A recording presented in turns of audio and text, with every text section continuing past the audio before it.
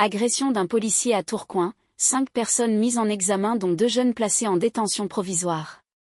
Il s'agit des 2 dernières personnes interpellées dans l'affaire du policier de la brigade anticriminalité, BAC, agressé jeudi à Tourcoing. Un jeune de 17 ans et un autre de 19 ans ont été placés en détention provisoire, après l'agression d'un policier à Tourcoing, Nord, jeudi, a appris dimanche Le Parisien de sources proches du dossier.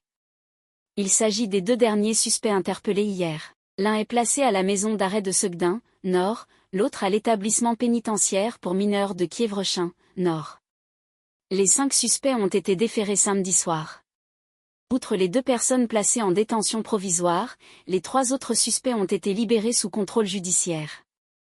Ils ont interdiction de rentrer en contact avec les victimes et les autres mis en examen ainsi que de se rendre à Tourcoing.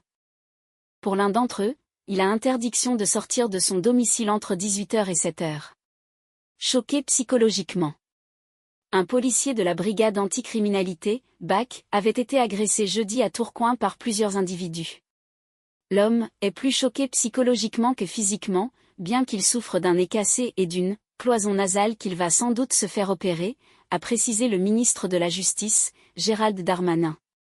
Selon la procureure, il s'est vu remettre une incapacité totale de travail, ITT, de 5 jours, réévaluable. Ce policier de la BAC intervenait avec 2 collègues jeudi en fin d'après-midi pour un vol de trottinette, où il y avait du chantage, un harcèlement d'un gamin qui subissait la loi d'une petite bande, a détaillé Gérald Darmanin devant le commissariat de Tourcoing, où il s'était rendu à la mi-journée.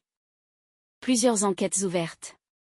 Le garde des Sceaux a réitéré son souhait d'instaurer dans la loi des peines minimales, appelant à un débat pour savoir quel est le tarif minimum lorsqu'on commet des actes contraires à l'intégrité de la République. Plusieurs enquêtes ont été ouvertes par le parquet de Lille, une pour violence sur personne dépositaire de l'autorité publique, aggravée puisqu'en réunion et en s'appropriant la matraque télescopique d'un policier, une pour le vol de trottinette avec menace et intimidation, et enfin une pour la captation et la diffusion de l'agression, a détaillé Carole Etienne, procureure de la République de Lille.